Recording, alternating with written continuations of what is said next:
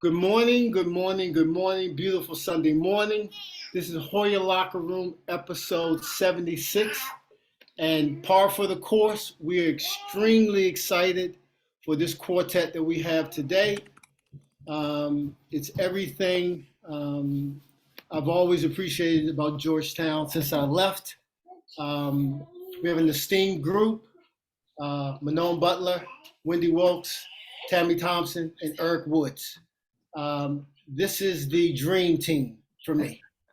And I can't thank you enough. I'm going to turn it over to my illustrious co-host to bring in this group. But needless to say, I can't thank you enough. I can't thank everyone enough for being here. Well, thanks for having us. I would like to echo that. And I would say, you know, I'm looking at my screen and I'm thinking about I'm looking at the four of you, and it's like Sesame Street when I was a kid. Like one of these things does not belong here because we got three people. Don't talk about Eric like that.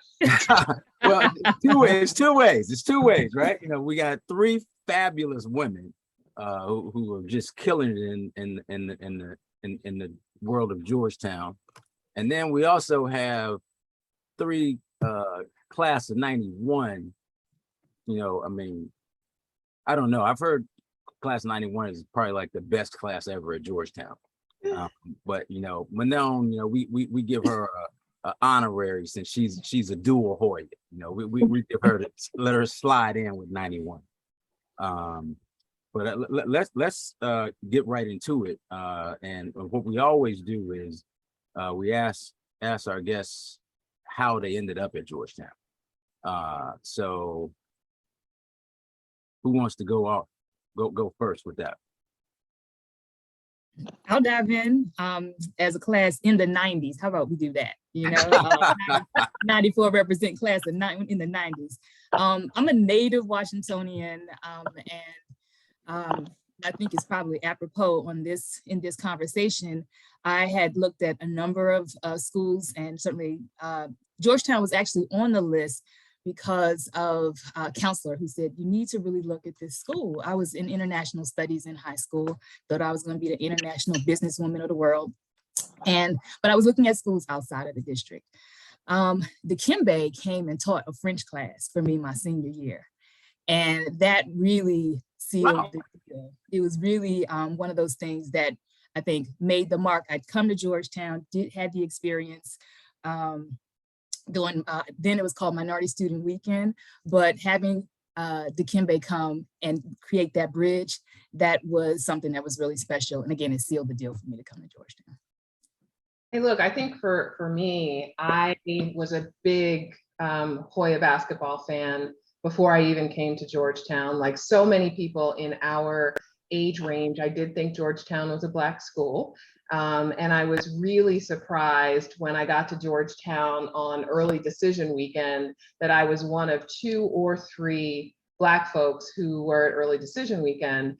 And what I will say clinched it for me was if someone pulled me aside during early decision weekend and said, you need to come back for Black Admit weekend.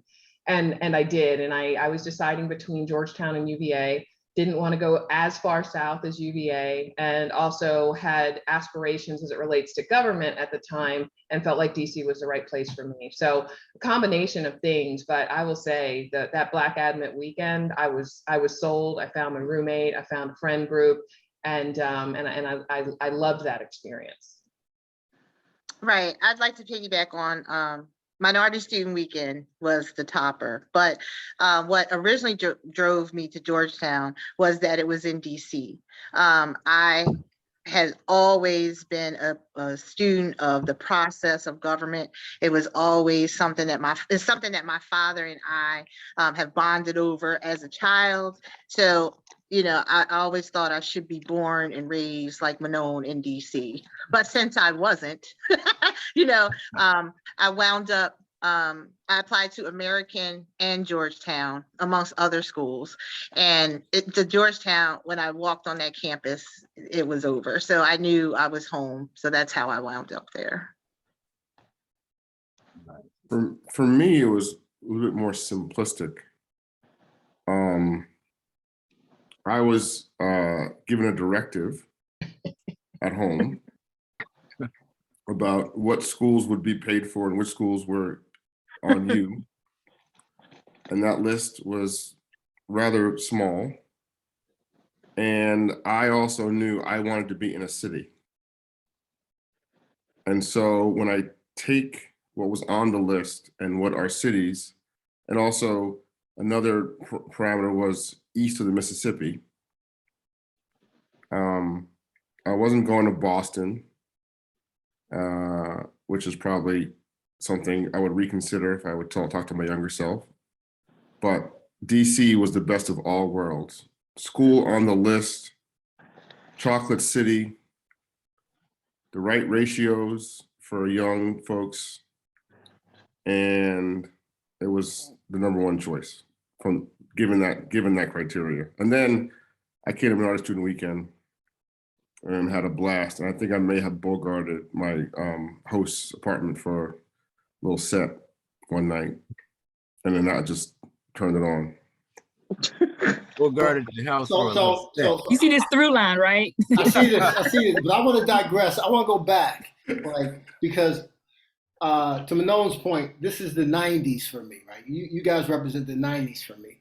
And what is it about the 90s, looking at the impact and the commitment that all of you have made to Georgetown? What was it about the 90s that you think is, pushed you forward or elevate? Because I'm looking for this common thread. Like, what if I could look at all of you? What was the common thread that got you involved at the level that you got involved? Because I'm late to the charge. I'm late to the challenge. But I'm in it with both feet. Right? I'm 10 toes in. But is there a common personality, a common trait, backgrounds? I mean, you kind of touched on it a little bit, but anything that you can share that, because again, what you guys started and where we are now, we'll obviously get into that, is, to me, it's just, it gives me chills. If I may go first, ladies, I think actually, Gene, we were the beneficiaries of what you created in your era, right? I think we got to Georgetown. I mean, if you talk to folks like Conan, who were, in the vanguard of actual Black student participation on campus, and then, you think about, from his era to our era, and with your era firmly in the middle, I think when we got to campus, it was one of the first few classes where there was enough of a critical mass where we could actually feel comfortable, and the structures were set up, and the social mores were set such that, no matter what your interest was, you could find a place there. There were those of us who sat at the table in New South Cafeteria, and those of us who didn't, but we all equally had a great experience at Georgetown. And I think, we weren't magical to our professors by the time we got there, and we, or most of us. And I think because of that, the school holds a very special place in our hearts and in our minds. And I think we felt, if I can speak for the three ladies on this call, an obligation to ensure that those who came and those who came behind us were able to continue that trajectory. Yeah. Look, for me, I think it was a couple of elements of my postgraduate experience that drove me back to Georgetown. And so I did my postgraduate work at Stanford. And up until that point, I honestly wasn't terribly involved in alumni anything at Georgetown. I hadn't really found my place, but I know that during my time at Georgetown, I found a place. And my Georgetown experience was unapologetically blackety black, black, black. Like when I went to Stanford, I met white people in my business school class that graduated our same year that I had no idea of their existence on campus at all. And it was the first time in my life that because I'd gone to all-way high schools and grade schools and everything. And it was the first time in my life that I felt like I had a community of people who were like me and understood me in ways that other people just hadn't before. And so then I went to Stanford, and first I met people that as I said, I didn't know at Georgetown. And that is one of the reasons why I did decide to reconnect. I think the other reason I decided to reconnect is I started participating in Stanford alumni events, and I understood from looking at them is they had something that I had and I wasn't taking advantage of. They were leaning into their undergraduate experience and their undergraduate network and the Black network, the Black undergraduate network, in a way that I wasn't. And then the last thing is, when I went to Stanford Business School, I didn't get as generous financial aid as I got when I went to Stanford as an undergrad. And I started to learn Georgetown. about, I'm sorry, yes, Georgetown. That's great, Yeah. because Stanford was not on the list of Mr. Woods being west of. Yeah, but when I went to Stanford Business School, the financial aid wasn't as generous, and I kind of started to realize the people who paved the way for me philanthropically to be able to have the Georgetown education that I had, and I felt a big responsibility to stand in the gap for somebody else. So those combinations of things kind of brought me to the place where I just wanted to engage in Georgetown at a different level. But it took years. It was 10, 15 years after leaving campus that I really started to be engaged in that way. Nice. Well, the three of you all represent, four of you represent different organizations. You are the chair of the Georgetown University African American Advisory Board. How and why did that organization come to be? I think it's really a direct connection to the conversation we just had, and that is, we stand on shoulders, right? And I just wanted to get that in. And Eric, I really appreciate the way you framed it, right? The history of activism from when we had just a handful of Black students on campus, all the way through and to the point around the role that GU and our teams have played in terms of opening doors for our community is certainly something we should not lose sight of.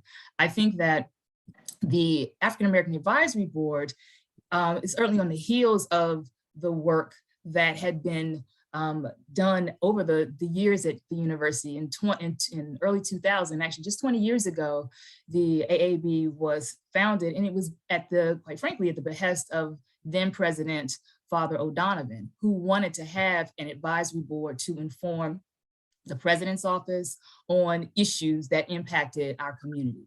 And so as that was, quite frankly, the frame from the president, and it was also done in concert within the Center for Minority Education Affairs.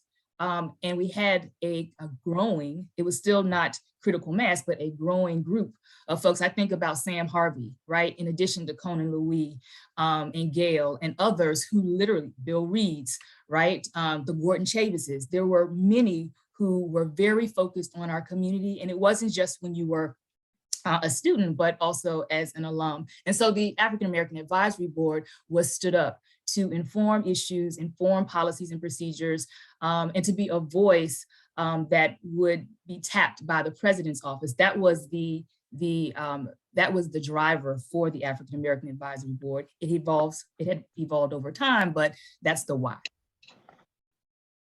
Wendy, we're gonna go to you next. I just want to thank you, Wendy, for coming back. I mean, this is your second time on Hoya Locker Room, so I feel like we might be doing something right, because you weren't afraid to come back. But I'm still going to look at this Facebook post because you're pretty daring. So for all those out there, check out Wendy's Facebook post today. With that, Wendy, Hoya Alumni Group, that might be the most recognizable. What was the impetus to start that? What led you to bring that on campus? Just give us a journey on that. Well, initially there were three of us. It started off like many things do as a conversation. And the three of us, that would be Keith, Nicole, Young, and myself, wanted to re-engage as alum with Georgetown and with our family. You know, we don't consider, you know, our fellow alum as just that, their family. So the three of us decided to crash 89's 20th reunion, and that's how Soul Hoya started. And it developed into a vehicle for those who weren't necessarily interested in networking or those type of things. They just wanted to come to be with family. So we encouraged the people that we knew, you know, you tell two people, they tell two people, that's how it grew. And now, and we were always outside of the Georgetown way. You know, we were self-funded, and we weren't supported necessarily by the university for over 10 years. But now the Soul Hoyas have been around for 13 years, and we have through that process helped develop and grow the other events that were, you know, are for us. So as a Soul Hoya, you know, there are 5 tenets of participation, and that's the Black Alumni Summit, the Patrick Healy Dinner for the GUAAB, John Carroll Weekend. And also, we strongly encourage our members to be Loyalty Society members, to give back to the university. So like Mannone said and Eric said, you know, we are, you know, standing on the shoulders of others. So we need to allow people to stand on our shoulders. So, you know, the Soul Hoyas are the soul of Georgetown. And we are very proud that we have been able to come together with the Black Alumni Summit leaders, Tammee, Eric, Mannone, Gail, and Conan, and amongst others, to create this Black Alumni Council, because I think it's going to be a wonderful vehicle to be totally inclusive of all alum, regardless of what their employment status is, who they are supposedly, you know, as a professional, but just as a human being and a Hoya. So that is the dream. If I could, I just want to dive in and just say really quickly on that connectivity. Because I think that the one thing, we'll talk about the council for sure, but we are connected in ways, and we built upon one another. And that's the beauty of our community. Right. You know, again, I talked about shoulders that we stand on. I'm really very focused and clear on that, because but for those who came before us, the work that we've been able to launch would not have been possible. And it really is being able to open the door for alums across the spectrum, certainly within our undergrad community, but broader. And so there are events that our respective groups have been engaged in. But the thing that's so exciting is the opportunity for us to come together as a collective, because there's power in our collective action and in the collective. So I just wanted to flag that, because I do think that what you have represented on this screen is the energy and effort that we've put in within our respective groups. But there is a through line. Just like we're a part of the 90s, there's a through line. I'm a Soul Hoya, right? For sure. And I'm also a member and have been proud to be leading the charge for AAB. Right. Tammee, first of all, like, I just had to apologize. Like, I seem to be operating under, what is it, Murphy's Law? If it can go wrong, it will go wrong. But just for the purpose of everybody, this happens all the time. Like, this is No, it doesn't. Don't act like this is you're a unicorn. It hasn't happened in a You do this all the very, time. very, very long time. Thank you, Mr. Smith. I think we'll just mute people from 84 from now on. Tammee, Yeah. how did the Black Alumni Summit come about? Yeah. So look, I think a lot of things came from, well, for me anyway, came from an experience that I had or didn't have with my grad work. So I'll be honest, the Black Alumni Summit is a straight up knockoff of the Stanford Black Alumni Summit.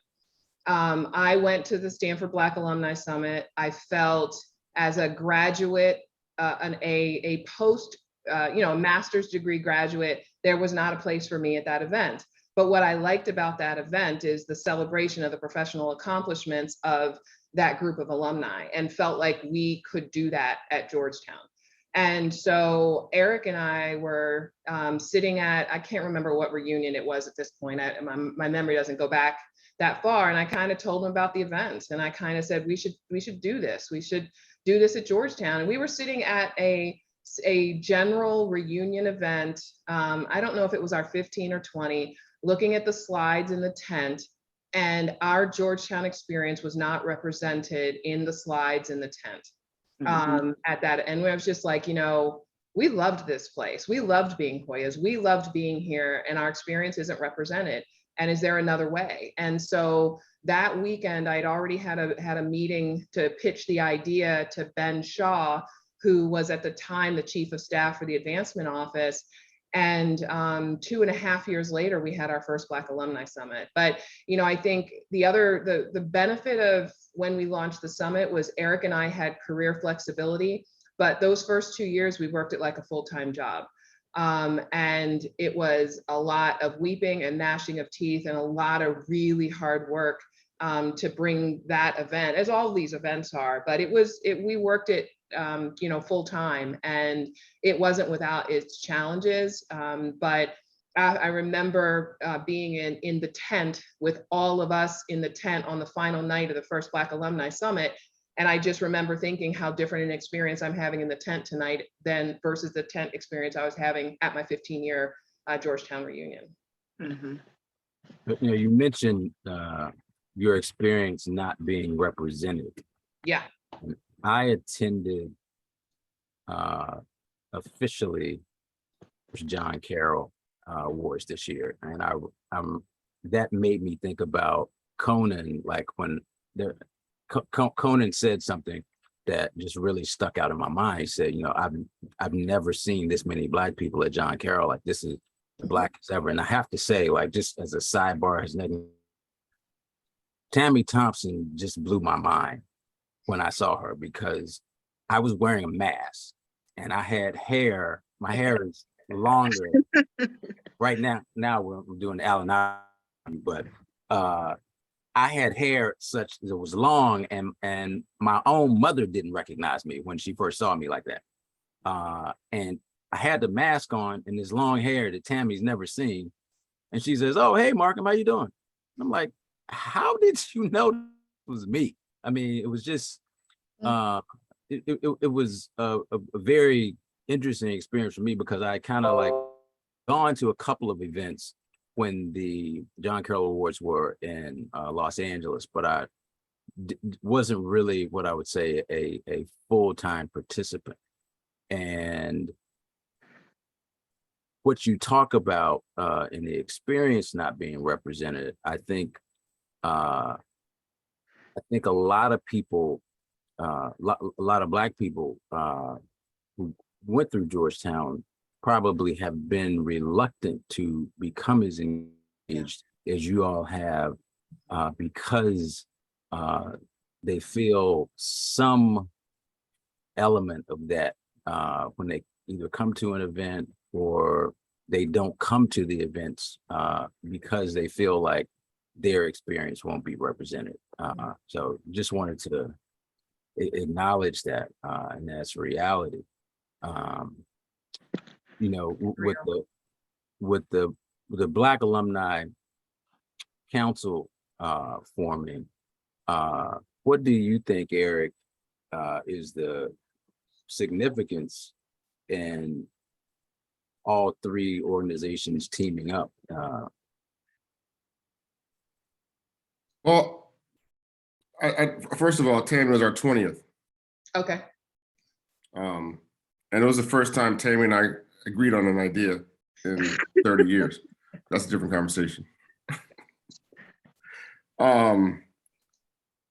So I want to reframe that, because it's not teaming up. I think it's more leveraging energy and excitement that has been evident probably since the last 8 to 10 years. So I think the significance for me, first, I think it's very, very great because Tammee and I have been banging this drum since we first wanted to plan the summit, that the other thing Georgetown didn't have was its own affinity group for Black alums, like every other school we compete with does. Right. Right. And we experienced resistance with every possible excuse every time we brought it up. Yep. So, and we brought it up at the highest levels of university administration, and it was not received well. So the fact that the university— I relate to that. Sorry? Yes. Said I relate to that. I got my senior year, I got the Harlem Renaissance class taught. I don't know if I took that, but there was resistance all the way. And I first broached it with Valerie Babb, and she was like my champion. And man, like the journey was frustrating. Absolutely frustrating. Well, but let's just be, again, I'm going back to this shoulders, right? This conversation has been underway since the 70s. Have Conan tell it, right? In terms of this has been underway for decades. So we're standing on shoulders. Yeah. So to me, the real significance is that the university has done a 180 and actually understood the necessity and put time, talent, and treasure behind the formation. Tammee, you're smiling. I'm gonna come back to you. No, I'm just saying it only took like 40 years, but okay. We're gonna keep this positive, Tammee. We're gonna keep this positive.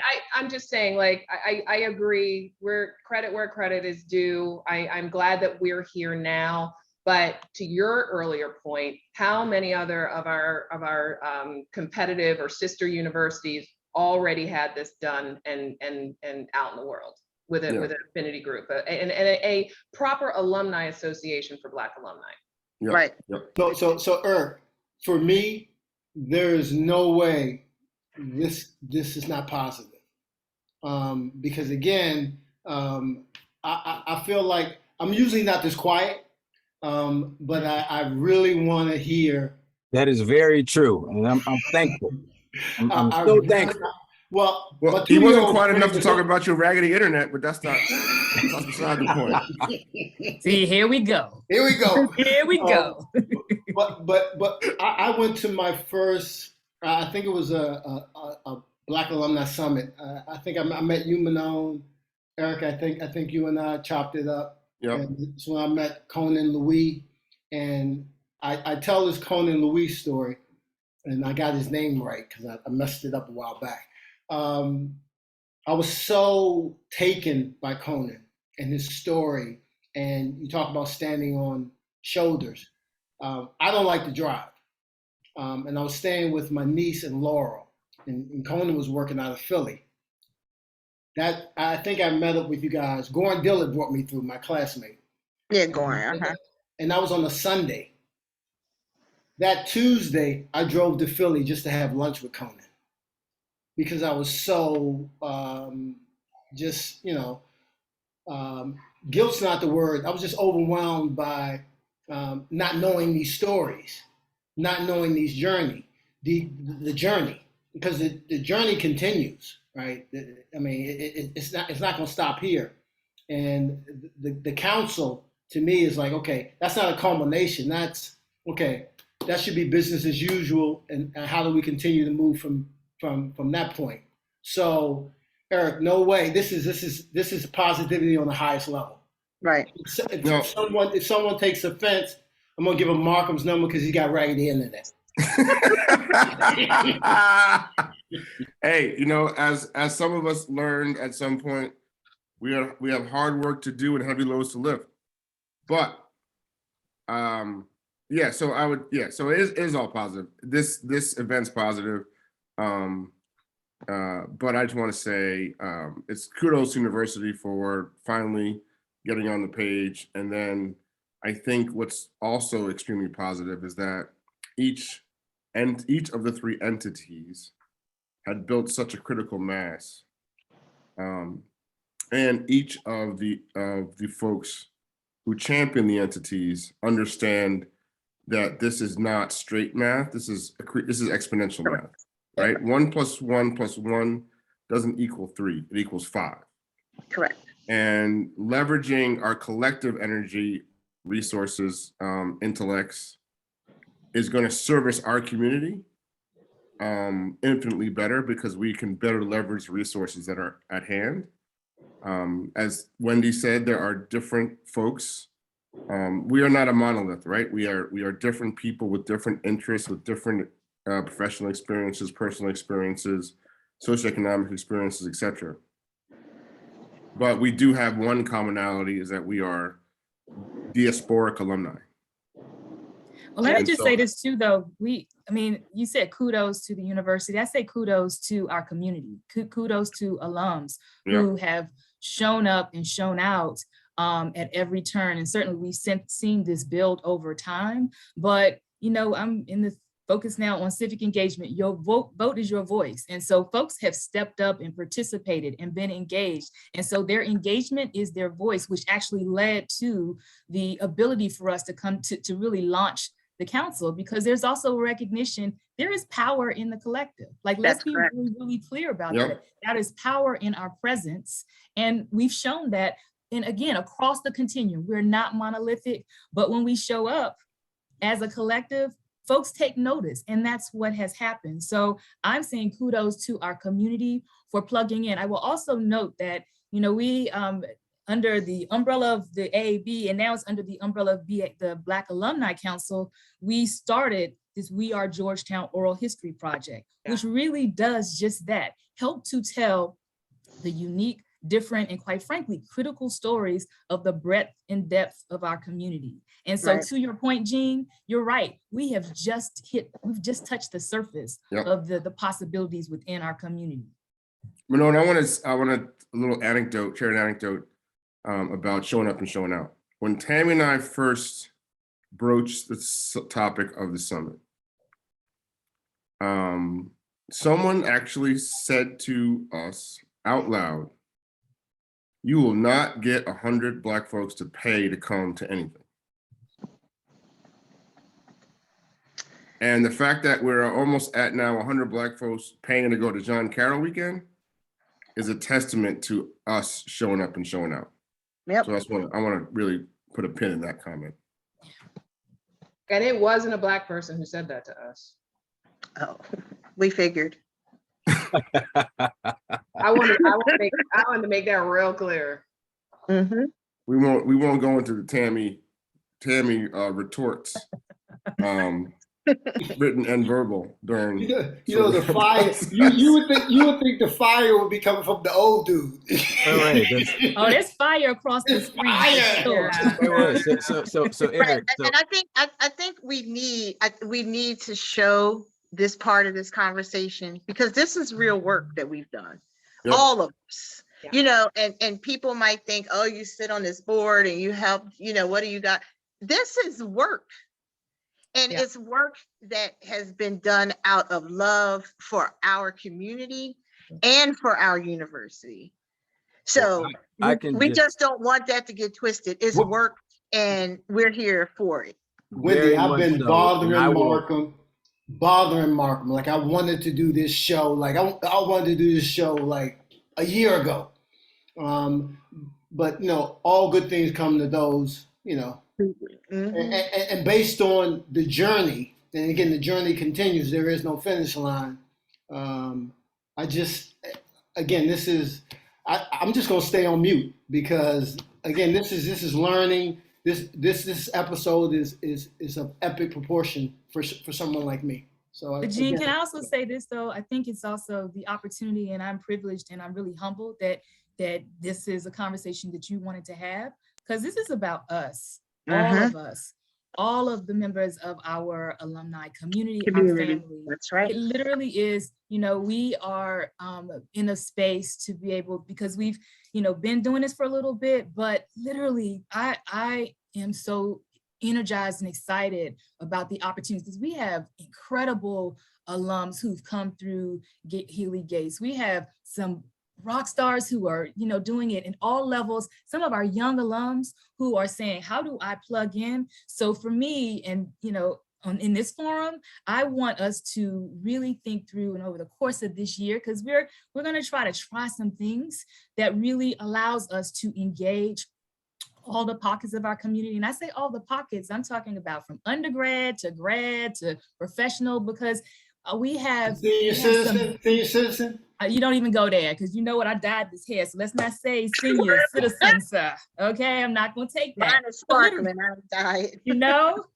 But what I'm saying is I keep going back to this is us. And so I want folks to figure out, because we got incredible reception. Folks raise their hand. How do I volunteer? How do I, to bring my time and talent? Like, there is no limit to what we can do. Now I'm not suggesting we're going to boil the ocean this year, but what I am suggesting is we have an opportunity for us to show up and show out in powerful ways during the course of the year as we've come together. And so I'm really just excited by the fact that this was something that certainly Eugene and Markham found it just, appropriate for us to come and talk about in this forum. But also, I just want us to know that looking to Eugene and your leadership, right? How do we plug in? Looking to you, Markham, you've been a part of the board, you're on the board of governors. Like, we sit in many spaces and places, and it really is an opportunity for us to come together and represent our community and then bring folks along with us.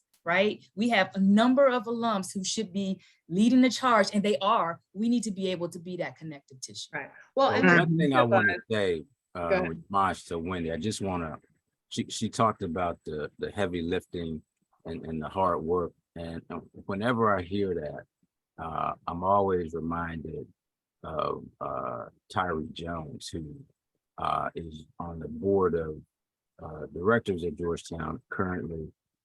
He was a former chair of the Georgetown African American Advisory Board, but he was also a member of an organization called NOPE, which stands for Not One Penny Ever, because as I alluded to earlier, people that look like us that come through Georgetown and not have the best experience. And I think to go from where Tyree was to where he is now, is just an amazing testimony, but no greater than the testimony of Wendy Wilkes, who I can, as far as the hard work goes on, I can tell you she's telling you the truth, because I was on a call with her prior to this year's Soul Hoya event for 2 hours with one John Bebe Duran, who had never been to it. And I got word that he was there and had a great time. So if we can get John Duran to show up at events like this, we're headed in the right direction. Tammee, you were about to comment? The points passed me by at this point. Markham has that ability to do that. Yeah. So I want to kind of wind this down, because it's a Sunday, and I can't thank you enough for coming through. What I do want to roll out there, and I've already said this to Wendy, anything that we can do with our little shindig here, called Hoya Locker Room, in terms of being a voice, being a vehicle, please do not hesitate. What Hoya Locker Room started out as was just to support a former teammate. And then on top of that, shortly after, Coach Thompson passed away. So it became something that, we talk about obligation, or we talk about giving back. It became that. And since then, it's taken on a life of its own. And Markham has been so influential in that. So this to me is part of it, a big part of it, personally to me. So anything that we can do in terms of helping champion your causes, because it's our cause. We talked about that. So it's not just it's our cause, and anything we can do here, we'd be more than happy, we'd be privileged to, just in terms of highlighting undergrads, highlighting grads, because again, we don't have a forum. And dare I say it, Hoya Locker Room is that forum right now. And I'm just waiting for somebody younger to go, yo, old man, move over, let me take this over and do it the right way. But until No, then, we all are. Well, You are not alone. well, before we wind down, this is August 28th. And if I'm not mistaken, October 20th, less than 2 months from now, is a pretty important date. Because somebody fill in that blank for me? Eric Mannone. No, that's because it's the Black Alumni Summit. And so, Gene, when Yeah, you said yeah. that, the first thing I thought was, well, you can promote all of your listeners to attend the Black Alumni Summit coming up October 20th to 23rd. We have a phenomenal slate of panels and panelists. We are, for the second summit in a row, fully welcoming, embracing all alums. We started out as just undergrad, but now we want everybody, come one, come all, and experience the power of Georgetown Black Alumni. I think last summit, pre-pandemic, showed something special. Unfortunately, I took a pause for a year because of the Rona, but we are back. We are bigger, we're better. And, again, as was said earlier, our real power is showing up and showing out. Yeah. And by continuing to do so, we will continue to make inroads and continue to have leverage and continue to create better experiences for those who are coming behind us. Yeah. So, Gene, I have it on good authority that if you don't listen to Eric Woods, people will be in pieces. Okay, Mark, and one other thing as we talk about kind of the message to the broader Georgetown community is I'm still in too many rooms where Black Georgetown is not being brought to bear. Mhm. And I just would encourage everyone, everything ain't for everybody. There's all kinds of events out there, all kinds of ways to engage. If you're not sure how to engage, one of the four of us will be able to have a quick conversation with you if you want to engage and direct you in directions to find your thing. But I believe that Black Georgetown still has a long way to go to fill up the spaces at Georgetown that are open and available to us. And that's what my encouragement would be. Right. And I would just like to offer this, that while it's taken us time to get here, we are here. And I think it's important to acknowledge our Alumni Association, who have been in partnership with us to get here. And so I certainly want to acknowledge from president, and I know we had a shift in our president from Frank to Kelly to Julie, who is leading the charge as the ED for the Alumni Association. I think it's important to name folks who are working and walking and, quite frankly, operating hand in glove with us so that we can do this, because there's more to come. There's so much more that we have the opportunity to do, and we're going to do this. We can go further and farther together, and that's what I'm looking forward to do, certainly this year and for years to come. And look, we have some very difficult conversations, hand-to-hand combat sometimes with our partners at the university, and they never flinch. And I have so much respect for them, because we've all had steam coming out of our ears at one time or another about something that just didn't go the way that we'd hoped. And we express it, and they stand there and they take it and they do better. And I have a lot of respect for that. Yeah. To that note, I would actually like to support what you just said, Mannone. Support Frank Giotto has been a champion for us at Hoya Locker Room, and me personally. I don't think I would have even considered applying to join the board of governors were it not for him, because had reservations. But he opened that door for me. I just want to give him a shout out. Mm-hmm. So October the 20th, let's get some folks in DC. The 20th through the 23rd, come on through. This is going to be an incredible opportunity for us to come back together, folks. We've been, Eric mentioned the Rona. It's put us down for an extra year, but we are ready to really come together and shine a light on the brilliance that is our community. Yep. Again, I'm not usually this quiet, but I know my lane. And again, anything we can do, we're here. And I'll definitely be reaching out, trying to be a little bit more in terms of that connectivity thing, because I think there's things we can do here that are just organic, right? I mean, because we are Georgetown. And as cliche as that may be, that is the case. And I thank everyone from the bottom of my heart, from the bottom of my Georgetown heart, from the bottom of my Black heart. This has been, I've been waiting for this. So thank you very much. And if anyone ever wants to replace Markham, before my time is up, Wendy, before my time is up, please feel free. Look at that. I love us. Okay. See what I had to deal with every week.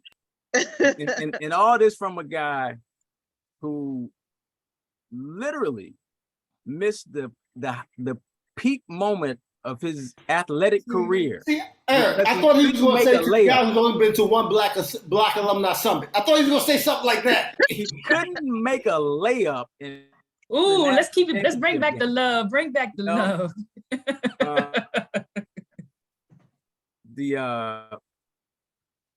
What I'd like to do to close this out is bring in a quote by George Washington Carver.